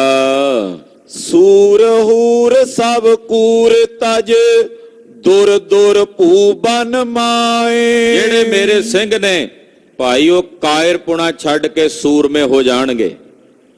ਸੂਰ ਹੂਰ ਸਭ ਕੂਰ ਤਜ। ਜਿਹੜੇ ਮੇਰੇ ਸਿੰਘ ਨੇ ਉਹ ਹੌਲੇਪਨ ਨੂੰ, ਹੂਰ ਦਾ ਮਤਲਬ ਹੌਲੇਪਨ ਨੂੰ ਛੱਡ ਕੇ ਸੂਰਮੇ ਹੋ ਜਾਣਗੇ ਔਰ ਝੂਠ ਦਾ ਤਿਆਗ ਕਰ ਦੇਣਗੇ। ਦੁਰ ਦੁਰ ਭੂ ਬਨ ਮਾਹੇ। ਐਸਾ ਸਮਾਂ ਵੀ ਆਏਗਾ ਕਿ ਮੇਰਿਆਂ ਸਿੰਘਾਂ ਨੂੰ ਬਨਾਂ ਵਿੱਚ ਤੇ ਪ੍ਰਿਥਵੀ ਉੱਤੇ ਕਈ ਥਾਵਾਂ ਤੇ ਲੁਕਣਾ ਵੀ ਪਵੇਗਾ। ਲੁਕ ਕੇ ਵੀ ਸਮਾਂ ਪਾਸ ਕਰਨਾ ਪੈਣਾ ਆਉਣ ਵਾਲੇ ਸਮੇਂ 'ਚ ਪੰਥ ਨੂੰ। ਪਰ ਜਿੰਨਾ ਲੁਕਣਗੇ ਓਨੇ ਹੀ ਮੋਤੀ ਬਣ ਕੇ ਸੰਸਾਰ ਵਿੱਚ ਪ੍ਰਗਟ ਹੋਣਗੇ। ਰਾਜ ਬਾਜ ਗਜ ਸਾਜ ਸਭ ਸਿਦਕ ਦਿਆ ਮਮ ਪਾਏ। ਮਹਾਰਾਜ ਜੀ ਕਹਿੰਦੇ ਰਾਜ ਬਾਜ ਘੋੜੇ, ਗਜ ਹਾਥੀ, ਸਾਰਾ ਸਾਜ ਤੇ ਸਿਦਕ ਮੈਂ ਆਪਣੇ ਪੰਥ ਨੂੰ ਬਖਸ਼ ਦਿੱਤਾ। ਜੋ ਮੇਰੇ ਕੋਲ ਸੀ ਮੈਂ ਆਪਣੇ ਪੰਥ ਨੂੰ ਦੇ ਦਿੱਤਾ ਹੈ। ਮੋਗ ਰਹਿ ਮੈਂ ਮਨ ਤੇ ਤਨ ਤੇ ਸਭ ਹੀ ਇਨ ਹੀ ਕੋ। ਤੇ ਬਚਨ ਗੁਰਦੇਵ ਨੇ ਚਮਕੌਰ ਦੀ ਗੜੀ ਵਿੱਚ ਆ ਕੇ ਪੂਰਾ ਕਰ ਦਿੱਤਾ। ਜਦੋਂ ਪੰਜਾਂ ਨੂੰ ਭਾਈ ਦਇਆ ਸਿੰਘ, ਭਾਈ ਧਰਮ ਸਿੰਘ, ਮਾਨ ਸਿੰਘ, ਇਸੇ ਤਰ੍ਹਾਂ ਭਾਈ ਸੰਤ ਸਿੰਘ ਤੇ ਭਾਈ ਸੰਗਤ ਸਿੰਘ, ਪੰਜਾਂ ਨੂੰ ਇਕੱਤਰ ਕਰਕੇ ਗਰੀਬ ਨਵਾਜ ਸਾਹਿਬ ਸੱਚੇ ਪਾਤਸ਼ਾਹ ਜੀ ਮਹਾਰਾਜ ਜੀ ਨੇ ਕਲਗੀ ਭਾਈ ਸੰਗਤ ਸਿੰਘ ਦੇ ਸੀਸ ਤੇ ਸਜਾ ਕੇ ਤਿੰਨਾਂ ਪੰਜਾਂ ਦੀ ਪਰਿਕਰਮਾ ਕਰਕੇ ਤੇ ਬਚਨ ਕਰਦੇ ਖਾਲਸਾ ਮੋਹ ਮੈਂ ਖਾਲਸੇ ਮੈਂ, ਖਾਲਸਾ ਮੋਹ ਮੈਂ ਖਾਲਸੇ ਮੈਂ, ਖਾਲਸਾ ਮੋਹ ਮੈਂ ਖਾਲਸੇ। ਮੈਂ ਖਾਲਸੇ ਵਿੱਚ ਆ, ਖਾਲਸਾ ਮੇਰੇ ਵਿੱਚ ਹੈ। ਇੱਕ ਮਿੱਕ ਹੋ ਗਏ। ਮਹਾਰਾਜ ਕਹਿੰਦੇ ਜੋ ਸੀ ਮੇਰੇ ਕੋਲ ਮੈਂ ਆਪਣੇ ਪੰਥ ਨੂੰ, ਆਪਣੇ ਸਿੱਖਾਂ ਨੂੰ ਦੇ ਦਿੱਤਾ। ਰਾਜ ਬਾਜ ਹਾਥੀ ਘੋੜੇ ਸਿਦਕ ਭਰੋਸਾ ਸਿੱਖੀ ਇਹ ਮੈਂ ਆਪਣੇ ਪੰਥ ਨੂੰ ਬਖਸ਼ ਦਿੱਤੀ ਹੈ। ਚੌਪਈ ਇਸ ਪ੍ਰਕਾਰ ਕਹਿ ਕਰ ਜਗ ਸੁਆਮੀ। ਇਸ ਪ੍ਰਕਾਰ ਜਗਤ ਸੁਆਮੀ ਗੁਰੂ ਕਲਗੀਧਰ ਜੀ ਨੇ ਬਚਨ ਭਾਈ ਧਿਆਨ ਸਿੰਘ ਨਾਲ ਬੈਠਿਆਂ ਕੀਤੇ, ਪੰਥ ਤੇ ਬਖਸ਼ਿਸ਼ਾਂ ਕੀਤੀਆਂ। ਖਾਲਸੇ ਤੇ ਬਖਸ਼। ਧੰਨ ਭਾਈ ਧਿਆਨ ਸਿੰਘ ਮਾਜਰੀ ਜਿਹਨੇ ਆਪਣੇ ਲਈ ਨਹੀਂ ਪੰਥ ਲਈ ਮੰਗਿਆ, ਖਾਲਸੇ ਲਈ ਮੰਗਿਆ। ਮਹਾਰਾਜ ਪੰਥ ਨੂੰ ਆ ਬਰਕਤਾਂ ਬਖਸ਼ੋ, ਪੰਥ ਨੂੰ ਆਪਣੀ ਸਿੱਖੀ, ਆਪਣਾ ਸਿਦਕ, ਆਪਣਾ ਭਰੋਸਾ ਬਖਸ਼ੋ। ਜਦੋਂ ਪੰਥ ਲਈ ਮੰਗਿਆ ਤੇ ਵਿੱਚ ਪੰਥ ਦੇ ਆਪ ਵੀ ਆ ਗਏ, ਆਪਣੇ ਲਈ ਵੀ ਤਾਂ ਆ ਗਿਆ ਨਾ। ਫਿਰ ਆਖੋ ਸਤਿਨਾਮ ਸ੍ਰੀ ਵਾਹਿਗੁਰੂ। ਵੱਖਰਾ ਮੰਗਣ ਦੀ ਲੋੜ ਹੀ ਨਹੀਂ ਪਈ। ਪੰਥ ਵਿੱਚ ਤਾਂ ਧਿਆਨ ਸਿੰਘ ਵੀ ਸੀ ਨਾ। ਤੇ ਜਦੋਂ ਪੰਥ ਲਈ ਮੰਗਿਆ, ਜਦੋਂ ਪੰਥ ਨੂੰ ਦਿੱਤਾ ਤੇ ਪੰਥ ਦੇ ਵਿੱਚ ਜਿਹੜਾ ਪੰਥ ਨੂੰ ਵਰਤਾਰਾ ਮਿਲਿਆ ਉਹ ਭਾਈ ਧਿਆਨ ਸਿੰਘ ਨੂੰ ਵੀ ਮਿਲ ਗਿਆ।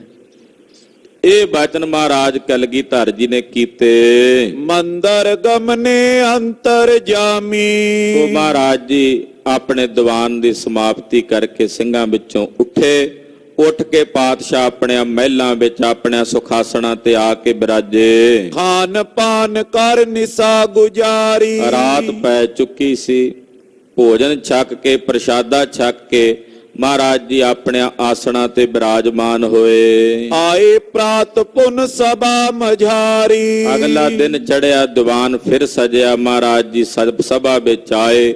ਸਿੰਘਾਂ ਨੂੰ ਬੈਠ ਕੇ ਆਪਣੇ ਦਰਸ਼ਨ ਦਿਦਾਰੇ ਬਖਸ਼ੇ। ਬੈਠੇ ਕਰਕੇ ਸੋਚ ਇਸ਼ਨਾਨਾ। ਸੋਚ ਇਸ਼ਨਾਨ ਕਰਕੇ ਸਾਰੇ ਸਿੰਘ ਆ ਕੇ ਮਹਾਰਾਜ ਜੀ ਦੇ ਚਰਨਾਂ ਵਿੱਚ ਸਜ ਗਏ, ਬੈਠ ਗਏ। ਆਏ ਖਾਲਸਾ ਲੱਗਿਓ ਦੀਵਾਨਾ। ਮਹਾਰਾਜ ਜੀ ਦਾ ਸਮੁੱਚਾ ਖਾਲਸਾ ਪੰਥ ਮਹਾਰਾਜ ਜੀ ਦੀ ਸਭਾ ਵਿੱਚ ਆ ਪਹੁੰਚਿਆ। ਭਾਈ ਦਇਆ ਸਿੰਘ, ਧਰਮ ਸਿੰਘ, ਮੋਹਕਮ ਸਿੰਘ, ਭਾਈ ਮਾਨ ਸਿੰਘ, ਭਾਈ ਹਿੰਮਤ ਸਿੰਘ ਜੀ, ਭਾਈ ਸਾਹਿਬ ਸਿੰਘ ਜੀ, ਭਾਈ ਆਲਮ ਸਿੰਘ, ਭਾਈ ਬਚਿੱਤਰ ਸਿੰਘ, ਭਾਈ ਮਨੀ ਸਿੰਘ, ਜਿੰਨੇ ਵੀ ਇਹ ਮਹਾਰਾਜ ਜੀ ਦੇ ਸਿੰਘ, ਬਾਬਾ ਦੀਪ ਸਿੰਘ ਜੀ, ਇਹ ਸਾਰੇ ਸਿੰਘ ਮਹਾਰਾਜ ਜੀ ਦੀ ਸਭਾ ਵਿੱਚ ਆ ਕੇ ਬੈਠ ਗਏ। ਮਹਾਰਾਜ ਜੀ ਦਾ ਦੀਵਾਨ ਸਜ ਗਿਆ। ਸਿੰਘ ਤਿਆਰ ਬਰ ਤਿਆਰ ਹੋ ਕੇ ਆਏ ਹਨ। ਮਾਘ ਮਾਸ ਤਬ ਸੀਤ ਮਹਾਨੇ। ਮਾਘ ਦਾ ਮਹੀਨਾ ਸੀ ਤੇ ਮਾਘ ਦੇ ਮਹੀਨੇ 'ਚ ਬਹੁਤ ਸਰਦੀ ਤੇ ਠੰਡ ਹੁੰਦੀ। ਮਾਘ ਮੱਜਨ ਸੰਗ ਸਾਧੂਆ ਧੂੜੀ ਕਰ ਇਸ਼ਨਾਨ। ਤੋ ਮਾਘ ਦਾ ਮਹੀਨਾ ਸੀ। ਤੋ ਮਾਘ ਦਾ ਮਹੀਨਾ ਠੰਡ ਬਹੁਤ ਜ਼ਿਆਦਾ ਸੀ। ਸਿੰਘ ਇਸ਼ਨਾਨ ਪਾਨ ਕਰਕੇ ਆਪਣਾ ਨਿਤਨੇਮ ਕਰਕੇ ਬਾਣੀ ਪੜ੍ਹ ਕੇ ਗੁਰੂ ਸਾਹਿਬ ਦੇ ਦੀਵਾਨ 'ਚ ਆਏ ਹਨ। ਨਰ ਨਾਰੀ ਬੋ ਪ੍ਰਾਤ ਇਸ਼ਨਾਨੇ। ਮਾਘ ਦੇ ਮਹੀਨੇ 'ਚ ਜਿੱਥੇ ਸਿੰਘ ਤਾਂ ਰੋਜ਼ ਹੀ ਇਸ਼ਨਾਨ ਕਰਦੇ ਅੰਮ੍ਰਿਤ ਵੇਲੇ, ਭਾਵੇਂ ਮਾਘ ਹੋਵੇ, ਭਾਵੇਂ ਪੋਹ ਹੋਵੇ ਤੇ ਭਾਵੇਂ ਜੇਠ ਹਾੜ ਹੋਵੇ, ਸਿੰਘ ਤਾਂ ਅੰਮ੍ਰਿਤ ਵੇਲੇ ਉੱਠ ਕੇ ਇਸ਼ਨਾਨ ਕਰਦੇ। ਪਰ ਆਮ ਜਿਹੜੀ ਦੁਨੀਆ ਦੀ ਰੀਤੀ ਹੈ, ਜਿਹੜੇ ਹੋਰ ਮਤਾਂ ਦੇ ਕੁਝ ਲੋਕ ਨੇ, ਉਹ ਮਾਘ ਦੇ ਮਹੀਨੇ ਵਿੱਚ ਨਰ ਨਾਰੀਆਂ ਉੱਠ ਕੇ ਮਕਰ ਸੰਕ੍ਰਾਂਤੀ ਵਾਲੇ ਦਿਨ ਇਸ਼ਨਾਨ ਕਰਦੇ ਤੀਰਥਾਂ ਤੇ ਜਾ ਕੇ। ਘਰਾਂ ਵਿੱਚ ਵੀ ਸਵੇਰੇ ਉੱਠ ਕੇ ਉਹ ਮਾਘ ਦਾ ਮਹੀਨਾ ਨਹਾਉਣਾ, ਅਗਲੇ ਮਹੀਨੇ ਅੰਮ੍ਰਿਤ ਵੇਲੇ ਉੱਠਣਾ ਬੰਦ। ਕੇਵਲ ਮਾਘ ਦੇ ਮਹੀਨੇ ਜਾਂ ਫਿਰ ਕੱਤਕ ਦੇ ਮਹੀਨੇ ਵਿੱਚ, ਇਹਨਾਂ 2 ਮਹੀਨਿਆਂ ਵਿੱਚ ਅੰਮ੍ਰਿਤ ਵੇਲੇ ਉੱਠ ਕੇ ਨਹਾਉਂਦੇ ਆ। ਬਾਅਦ ਵਿੱਚ ਅੱਗੇ ਪਿੱਛੇ ਜਿਹੜੇ ਬਾਕੀ ਦੇ 10 ਮਹੀਨੇ ਨੇ, ਉਹ ਫਿਰ ਉਹਨਾਂ ਦਾ ਕੋਈ ਸਮਾਂ ਨਹੀਂ ਹੁੰਦਾ ਇਸ਼ਨਾਨ ਕਰਨ ਦਾ। ਪਰ ਗੁਰਸਿੱਖ ਦਾ ਤਾਂ 12 ਮਹੀਨੇ 30 ਦਿਨ ਇੱਕੋ ਸਮਾਂ ਅੰਮ੍ਰਿਤ ਵੇਲੇ ਉੱਠ ਕੇ ਇਸ਼ਨਾਨ ਪਾਨ। ਹਾਂ, ਕਿਤੇ ਕੋਈ ਸਫ਼ਰ ਵਿੱਚ ਹੈ ਜਾਂ ਕਿਤੇ ਕੋਈ ਇਹੋ ਜਿਹੀ ਸਮੱਸਿਆ, ਉਦੋਂ ਭਾਵੇਂ ਕਿਤੇ ਇਹੋ ਜਿਹੀ ਖੇਡ ਵਰਤ ਜੇ, ਨਹੀਂ ਤਾਂ ਸਿੱਖ ਦਾ ਇਸ਼ਨਾਨ ਅੰਮ੍ਰਿਤ ਵੇਲੇ ਦਾ ਹੈ। ਤੋ ਉਹਨਾਂ ਦਿਨਾਂ ਵਿੱਚ ਮਾਘ ਦਾ ਮਹੀਨਾ ਸੀ ਜਦੋਂ ਮਹਾਰਾਜ ਜੀ ਬੈਠੇ ਬਚਨ ਕਰਦੇ ਸਨ। ਤੇ ਮਾਘ ਦੇ ਮਹੀਨੇ ਵਿੱਚ ਸਾਰੇ ਨਰ ਨਾਰੀਆਂ ਪਿੰਡਾਂ ਸ਼ਹਿਰਾਂ ਵਿੱਚ ਉੱਠ ਕੇ ਨਹਾਉਂਦੇ ਆ, ਇਸ਼ਨਾਨ ਕਰਦੇ ਹਨ। ਤਬ ਸਿੱਖਨ ਕਰ ਜੋਰ ਉਚਾਰਾ। ਸਿੱਖਾਂ ਨੂੰ ਇਹਦਾ ਪਤਾ ਸੀ। ਸਿੱਖਾਂ ਨੇ ਹੱਥ ਜੋੜ ਕੇ ਕਲਗੀਧਰ ਜੀ ਨੂੰ ਬੇਨਤੀ ਕੀਤੀ ਤੇ ਮਹਾਰਾਜ ਜੀ ਨੂੰ ਪੁੱਛਿਆ, ਮਾਘ ਮਾਸ ਅਰ ਕਾਤਿਕ ਸਾਰਾ। ਮਹਾਰਾਜ, ਪੰਥ ਨੂੰ, ਖਾਲਸੇ ਨੂੰ, ਸਿੱਖਾਂ ਨੂੰ ਤਾਂ ਆਪ ਜੀ ਦਾ ਹੁਕਮ ਹੈ, ਗੁਰ ਸਤਿਗੁਰ ਕਾ ਜੋ ਸਿੱਖ ਅਖਾਏ, ਸੋ ਭਲਕੇ ਉਠ ਹਰ ਨਾਮ ਤੇ ਆਵੈ। ਕਿ ਆਪ ਜੀ ਦਾ ਜਿਹੜਾ ਸਿੱਖ ਹੈ ਉਹਨੂੰ ਭਲਕੇ ਉੱਠਣ ਦਾ, ਅੰਮ੍ਰਿਤ ਵੇਲੇ ਉੱਠਣ ਦਾ ਹੁਕਮ ਹੈ ਔਰ ਇਸ਼ਨਾਨ ਕਰਨ ਦਾ ਹੁਕਮ ਹੈ। ਆਮ ਕਰਕੇ ਮਹਾਰਾਜ ਜਿਹੜੇ ਬਹੁਤੇ ਲੋਕ ਨੇ ਹਿੰਦੁਸਤਾਨ ਵਿੱਚ, ਉਹ ਕੇਵਲ ਮਾਘ ਦੇ ਮਹੀਨੇ ਵਿੱਚ ਜਾਂ ਫਿਰ ਕੱਤਕ ਦੇ ਮਹੀਨਾ, ਜਿਹੜਾ ਹੁਣ ਕੱਤਕ ਦਾ ਮਹੀਨਾ ਕੱਲ ਚੜਿਆ, ਬਹੁਤਿਆਂ ਨੇ ਹੁਣ ਕੱਤਕ ਦੇ ਇਸ ਮਹੀਨੇ 'ਚ ਉੱਠਣਾ ਹੈ ਅੰਮ੍ਰਿਤ ਵੇਲੇ ਤੇ ਇਸ਼ਨਾਨ ਕਰਨਾ, ਵੀ ਕੱਤਕ ਨਹਾਉਣਾ ਉਹਨੂੰ ਕਹਿੰਦੇ ਆ। ਮਾਘ ਦਾ ਮਹੀਨਾ ਆਏਗਾ ਫਿਰ ਕਹਿੰਦੇ ਮਾਘ ਨਹਾਉਣਾ, ਵੀ ਯਾਨੀ ਕਿ ਅੰਮ੍ਰਿਤ ਵੇਲੇ ਉੱਠ ਕੇ ਨਹਾਉਂਦੇ ਆ। ਮਹਾਰਾਜ, ਇਹ ਜਿਹੜੇ 2 ਮਹੀਨੇ ਨੇ, ਇਹਨਾਂ 2 ਮਹੀਨਿਆਂ ਦੇ ਵਿੱਚ ਲੋਕ ਨਹਾਉਂਦੇ ਹਨ। ਨਰ ਨਾਰੀ ਗਨ ਪ੍ਰਾਤੀ ਜਾਗੇ। ਨਰ ਨਾਰੀਆਂ ਜਿਹੜੇ ਨੇ ਉਹ ਸਵੇਰੇ ਅੰਮ੍ਰਿਤ ਵੇਲੇ ਉੱਠ ਕੇ ਨਹਾਉਂਦੇ ਹਨ। ਸੀਤ ਨਹਿਰ ਸੋ ਮੱਜਨ ਲਾਗੇ। ਫਿਰ ਮਹਾਰਾਜ ਠੰਡੇ ਪਾਣੀ ਨਾਲ ਇਸ਼ਨਾਨ ਕਰਦੇ। ਮਾਘ ਵਿੱਚ ਵੀ ਤੇ ਕੱਤਕ ਦੇ ਮਹੀਨੇ ਵਿੱਚ ਵੀ ਠੰਡੇ ਪਾਣੀ ਨਾਲ ਇਸ਼ਨਾਨ ਕਰਦੇ ਹਨ। ਅਪਰ ਮਾਸ ਕੇ ਦਿਵਸ ਨਮਾਈ। ਬਾਕੀ ਜਿਹੜੇ ਮਹੀਨੇ ਹੁੰਦੇ ਆ ਸਾਲ ਦੇ 10, ਉਹਨਾਂ ਵਿੱਚ ਜਿਸ ਕਿਸ ਵੇਲੇ ਲੋਕ ਨਹਾਈ। ਉਦੋਂ ਫਿਰ ਜਿਹੜੇ ਵੇਲੇ ਮਰਜ਼ੀ ਨਹਾ ਲੈਂਦੇ ਆ। ਕੋਈ ਸਵੇਰੇ ਨਹਾਉਂਦਾ, ਦਿਨ ਚੜੇ, ਕੋਈ ਦੁਪਹਿਰੀ ਨਹਾਉਂਦਾ, ਕੋਈ ਸ਼ਾਮ ਨੂੰ, ਕੋਈ ਰਾਤ ਨੂੰ, ਕਈ ਅੱਧੀ ਰਾਤ ਨੂੰ ਸੌਣ ਵੇਲੇ ਹੀ ਨਹਾਉਂਦੇ ਆ। ਮਹਾਰਾਜ, ਇਹਨਾਂ 2 ਮਹੀਨਿਆਂ ਦੇ ਵਿੱਚ ਤਾਂ ਸਾਰੇ ਹੀ ਉੱਠਦੇ ਆ ਵੀ ਕੱਤਕ ਨਹਾਉਣਾ, ਮਾਘ ਨਹਾਉਣਾ, ਤੇ ਸਵੇਰੇ ਸਵੇਰੇ ਅੰਮ੍ਰਿਤ ਵੇਲੇ ਉੱਠ ਕੇ ਨਹਾ ਲੈਂਦੇ। ਬਾਕੀ ਅੱਗੇ ਪਿੱਛੇ ਜਿਹੜੇ ਦੂਜੇ ਮਹੀਨੇ ਨੇ ਉਹਨਾਂ ਵਿੱਚ ਮਹਾਰਾਜ ਜਦੋਂ ਕਦੋਂ ਮਰਜ਼ੀ ਨਹਾ ਲੈਂਦੇ। ਕਈ ਤਾਂ ਇਹੋ ਜਿਹੇ ਵੀ ਨੇ ਸਰਦੀਆਂ ਵਿੱਚ ਮਹਾਰਾਜ ਫਿਰ ਮਹੀਨਾ ਹੀ ਨਹੀਂ ਨਹਾਉਂਦੇ।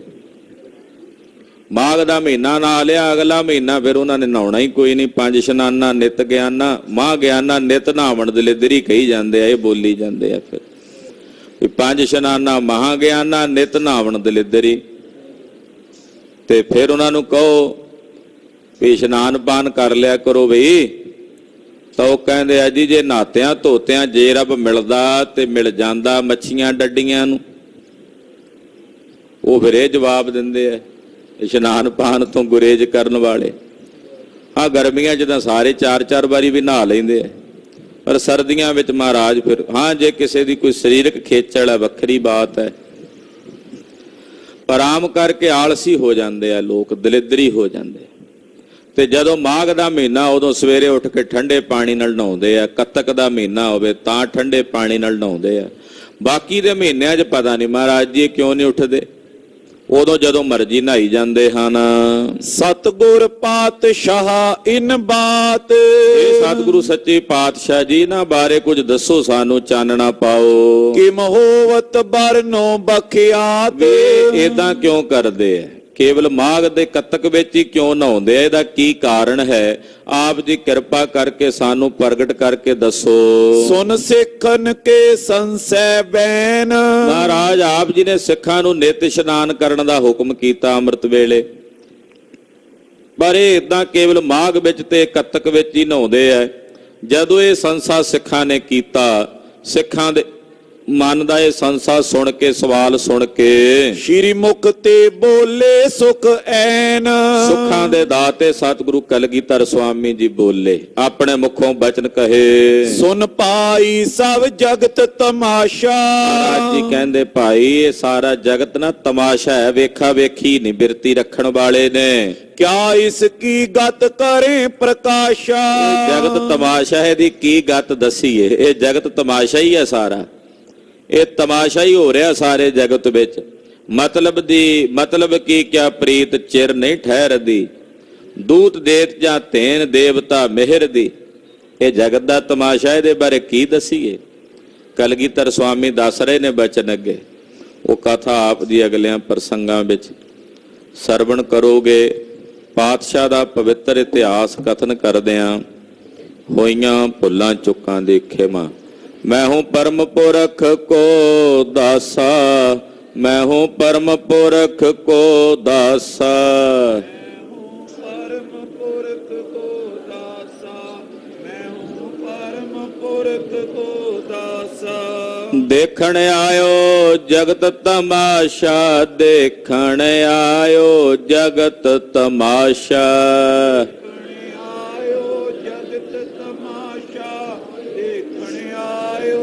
जगत तमाशा, देखण आयो जगत तमाशा, देखण आयो जगत तमाशा, आयो जगत तमाशा, देखण आयो जगत तमाशा। वाहिगुरु वाहिगुरु,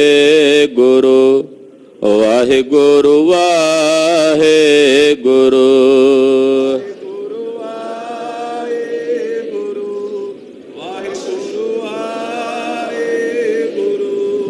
वाहिगुरु वाहिगुरु, वाहिगुरु वाहिगुरु,